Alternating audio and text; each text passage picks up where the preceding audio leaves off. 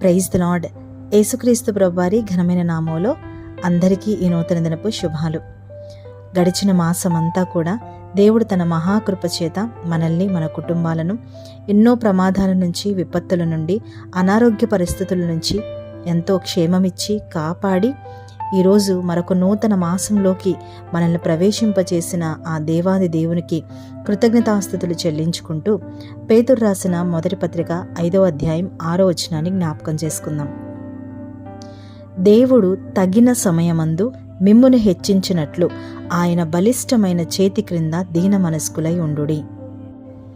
మనందరికీ అభివృద్ధి చెందాలి అన్న కోరిక తప్పకుండా ఉంటుంది. ఆ అభివృద్ధి చూడడానికి తప్పకుండా ఒక సమయం అనేది మన జీవితంలో వస్తుంది.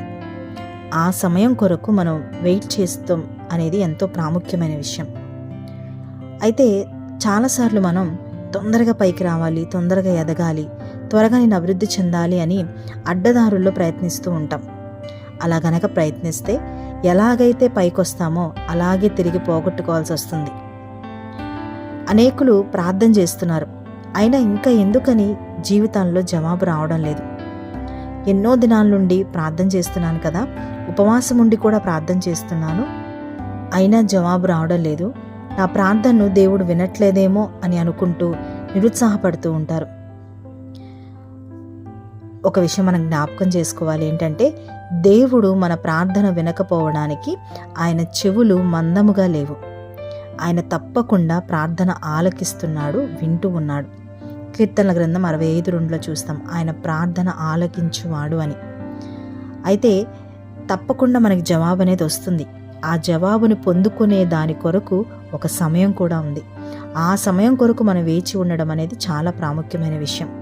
కానీ మనకు ఎలా ఉంటుందంటే, ఇప్పుడు ప్రార్థన చేస్తే ఇప్పుడే దేవుడు అద్భుతం చేయాలి, ఇప్పుడే బాగుపడాలి, ఇప్పుడే అన్నీ తీరిపోవాలి అని మనం అనుకుంటాం.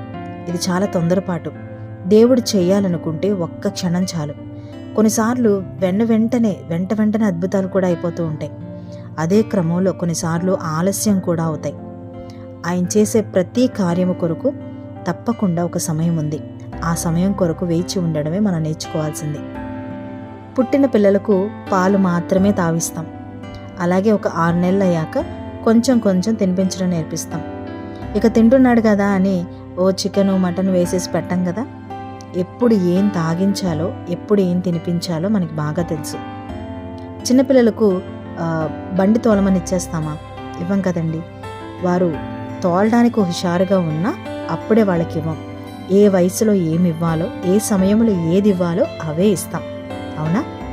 అలాగే మన దేవుడు కూడా తగిన సమయంలో ఏమి ఇవ్వాలో, ఏది ఇవ్వకూడదో ఆయనకి బాగా తెలుసు. అంతేకాని మనం కోరుకున్నదల్లా ఇచ్చేస్తూ ఉంటే కుదరదు. అందుకనే దానికంటూ ఒక సమయం ఉంది. ఒక రైతు పొలంలోకి వెళ్ళి విత్తనం వేశాడు. ఇక విత్తనం వేసిన తర్వాత అది మొలవడానికి కూడా ఒక సమయం ఉంది. మొలిచిన తర్వాత ఫలించడానికి ఒక సమయం ఉంది. ఆ రైతు విత్తనం వేసిన తర్వాత అది ఫలించి ఫలాలు ఇచ్చేంత వరకు కూడా ఎదురు చూస్తూనే ఉండాలి. కారణం, ఆ విత్తనం ఫలించే సమయం అనేది ఒకటి ఉంది. తప్పకుండా ఆ సమయంలోనే అది ఫలిస్తుంది. కాబట్టి ప్రియ సహోదరి, సహోదరణ, దిగులు పడద్దు, కలవరపడద్దు. అయ్యో, నా జీవితంలో ఈ అనారోగ్యం తగ్గిపోలేదే అని కలవరపడద్దు. నీ శరీరంలో ఉన్న రోగం పోవడానికి ఒక సమయం ఉంది. నీ జీవితంలో వివాహం కొరకు ఒక సమయం ఉంది. నీ భర్త లేక నీ భార్య లేక నీ పిల్లల మార్పు కొరకు ఒక సమయం వస్తుంది. పిల్లలను పొందుకోవటం కోసం ఒక సమయం ఉంది. నీ అప్పుల నుంచి విడుదల కొరకు ఒక సమయం ఉంది. ఉద్యోగం పొందుకోవడానికి ఒక సమయం ఉంది. ఒక మంచి ఇల్లు కట్టుకోవడానికి ఒక సమయం వస్తుంది. వ్యాపారంలో అభివృద్ధికి ఒక సమయం ఉంది. ప్రతిదానికి ఒక సమయం ఉంది. సమయం వస్తుంది. కలవరపడద్దు, తొందరపడద్దు. అడగడం ఒక్క నిమిషంలో అయిపోతుందండి, కానీ అడిగిన దాన్ని పొందుకోవడం కోసమే సమయం పడుతుంది. ఆ సమయంలో మనకి ఓపిక అనేది చాలా చాలా అవసరం. అబ్రహాము గారు వేచి ఉన్నాడు. తగిన సమయంలో అద్భుతం జరిగింది. సంతానాన్ని పొందుకున్నాడు. హన్నా జీవితంలో ఒక సమయం వచ్చింది. ఆ సమయంలో అద్భుతాలను పొందుకుంది. మూయబడిన గర్భం తెరవబడింది. 12 సంవత్సరాల నుండి రక్తస్రావ రోగంతో బాధపడుతుంది ఒక సహోదరి. ఒక సమయం వచ్చింది, గొప్ప స్వస్థతను పొందుకుంది. 18 సంవత్సరాల నుండి బలహీనపరిచే దయ్యం చేత బాధపడుతుంది. ఒక సమయం వచ్చింది, గొప్ప విడుదలను పొందుకుంది. కాబట్టి సహోదరి సహోదరుడా, నా ప్రార్థన వ్యర్థం కాదు. మన జీవితంలో తగిన సమయం రాబోతుంది. తప్పక దేవుని కార్యాలను మనం అనుభవిస్తాం. అంతవరకు వేచి ఉందాం. తగిన సమయంలో గొప్ప విడుదల కలుగుతుంది. ఆ తర్వాత దేవుని కొరకు సాక్షులుగా మనం జీవించగలుగుతాం. అంతవరకు దేవుని కృప మనందరికీ తోడై ఉండునుగాక. ప్రార్థన. పరిశుద్ధున గొప్ప తండ్రి, మీకు వందనాలు. దేవా, మీరు మమ్మల్ని, మా కుటుంబాలను జ్ఞాపకం చేసుకొని మరొక నూతన అవకాశం, నూతన మాసం మా జీవితాలను మీరు ఇచ్చినందుకు వందనాలు. ఈ సమయం ఇచ్చినందుకు వందనాలు. అంతేకాదు ప్రభా, మా జీవితంలో ప్రతి దానికి ఒక సమయం ఉంది అని మా ప్రకృతి ద్వారా మాకు నేర్పిస్తూ వస్తున్నారు. అవునయ్యా, మా జీవితంలో ఏది ఎప్పుడు జరగాలో మాకన్నా మీకే బాగా తెలుసు. ఎందుకంటే మీరు మా భవిష్యత్తు ఎరిగిన దేవునివి, మా సృష్టికర్తవు కనుక తండ్రి, ఆ తగిన సమయంలో మేము హెచ్చింపబడినట్లుగా, తగిన సమయంలో మేము దీవింపబడినట్లుగా ఓపికతో ఎదురు చూసే కృపను మాకు ఈ ప్రార్థనలో ఏకీభవిస్తున్న ప్రతి బిడ్డకు మీరు అనుగ్రహించండి.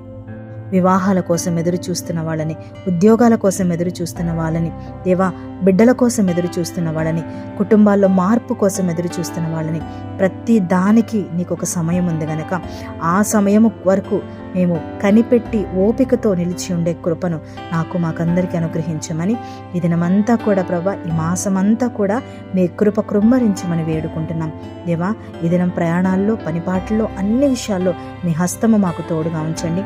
బలహీనలుగా ఉన్న వారిని ముట్టి బలపరచండి. అప్పుల బాధ చేత బాధపడుతున్న బిడ్డలను కూడా మీరు జ్ఞాపకం చేసుకోండి.